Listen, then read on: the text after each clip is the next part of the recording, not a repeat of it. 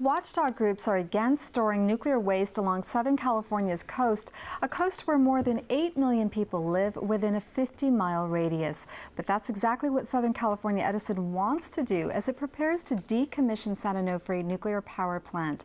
The facility was shut down in 2012 after a tiny radioactive leak was discovered in a new steam generator. Last night, Edison held a meeting to talk to the public about how it plans to permanently shutter the plant safely while still keeping nuclear waste at the site. UCSD International Relations Professor David Victor heads Edison's community engagement panel on the decommissioning process. He joins me now.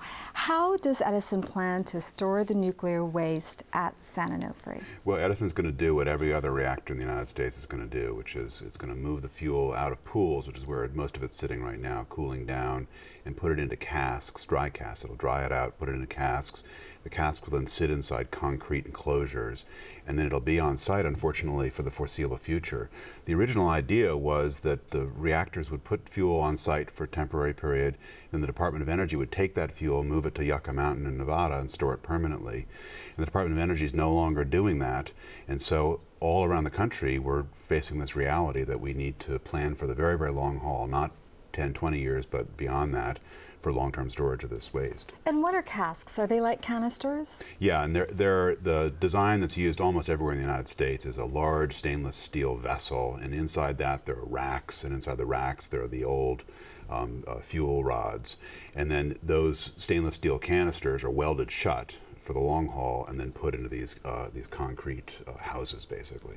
So there have been some concerns raised about these canisters, whether they have been tested and whether they can be repaired if need be. What can you tell me about that? Well, so this is an area where the community engagement panel, which was set up as a conduit between the public, various communities around the plant, and Edison, where we're still doing a lot of work and learning a lot and helping to educate the public and helping to educate Edison about what the public cares about. What I've learned and what we've all learned so far is there's actually been a tremendous amount of research in this area. The first canisters in the United States went into service in the late 1980s. People have been monitoring those fairly closely. As they age, the monitoring program will step up. The industry now realizes that they've got to pay attention to the very long haul, so they're building a very sophisticated system for long-term monitoring here, and that includes the ability to repair a cask if some kind of problem is detected. So far there's no evidence that these casks have problems, but you have to think about the very long term given the situation that we're in. So you talk about monitoring. You're the director of the Laboratory on International Law and Regulation at UC San Diego's School of IR, International Relations and Pacific Studies. What are the specific rules? What is a protocol for this monitoring? How often does it happen? So there are many layers of regulation here. The most important regulatory authority is the Nuclear Regulatory Commission here in the United States. So they license these casks for a 20-year period. They don't license anything longer than a 20-year period. And so every 20 years, we'll have to go back and get them relicensed. That'll be done by the vendor who sells us the cask. And that's one of the reasons why when Edison makes a decision about which cask to buy, they're not only paying attention to the cask, but also to the vendor and the integrity of the vendor, because we're going to be with them for a long time. We want to make sure that other reactors that have similar kinds of experiences, we can learn from all of that. So the NRC gives periodic oversight of this, and then it's up to Edison in this case to monitor the temperature levels, monitor for any radiation leaks around this, to look periodically at these concrete houses that the casks are sitting in.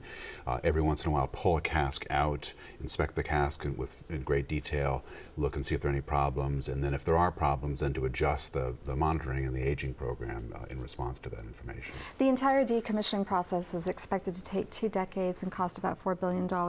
I believe Edison has told its investors it has the money to do that. Does that still stand? Yeah, I think the community engagement panel was not set up to oversee the financial part of this in any detail, because there are lots of other folks doing that.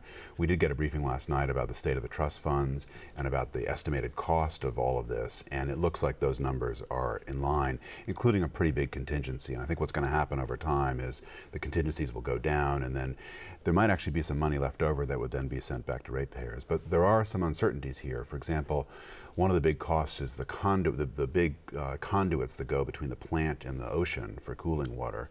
And if those are taken out, then that costs a lot of money, and it actually might create ecological damage. And so one of the things we discussed last night was the possibility of leaving those in place after people do serious surveys, and then maybe taking some of the cost savings there and plowing that money back into ecological conservation in the area. And there are other uncertainties like that. And very quickly, what's the next step in this process? Well, the next step is Edison's going to revise the draft filings we looked at last night. They will file them with the Nuclear Regulatory Commission.